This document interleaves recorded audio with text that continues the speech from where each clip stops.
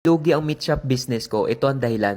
Nagtayo nga ako ng meat shop business noong 2019, pero mga baboy lang ang binebenta ko. At nakuha ko ng baboy sa mga slaughterhouse. Maganda nga ang bentahan ko noon dahil basic needs ito ng mga tao. Kumbaga ako na yung nilalapitan. Bumili din ako ng chest type freezer, mga itak, sangkalan at timbangan. At meron din akong taga-tadtad. At during that time, nagtatrabaho din kasi ako. At ito na nga, 3 buwan lang ang itinagal noon. Nagsimula din kasi ako magpautang sa mga katrabaho ko. 15 days to pay. At dun nga guys, nahirapan ako magpaikot ng kapital. Ang gusto ko kasi maubos agad yung isang buong baboy sa isang araw. Kaya pinautang ko para mabilis ma-out. Ang mahirap din sa meat shop business, madali mag-reseko yung baboy. O mas gumagaan yung timbang ng baboy kaya nalulugi ako. Kumbaga binili mo siya ng 100 kilos tapos magiging 95 kilos. At ito pa yung pinakamasaklap na nangyari. Ito yung panahon na nagkaroon ng ASF. Nagkaroon ng mga sakit yung mga baboy. At kahit nga okay naman yung baboy na binibenta ko, wala nang bumibili sa akin kasi natatakot na ang mga tao. At doon na unti-unting nalugi ang meat shop business ko hanggang sa nagsara ko. Yung chest type freezer ko nga hinuhulugan ko yung buwan-buwan. So nabaon pa ako sa utang. Pero hindi ako masyadong naapektuhan. Kasi bago ako nagsimula ng meat shop business, nag-alat na ako ng pera na pwede kong ipang negosyo na kahit malugi okay lang. At hinanda ko na rin yung puso't isip ko na kahit anong mangyari, tatanggapin ko. Pero ginawa ko naman yung best ko. Kaya nagsilbing malaking aral ito sa akin. Pero naging dahilan din ito para mas gumaling ako sa pagninegosyo.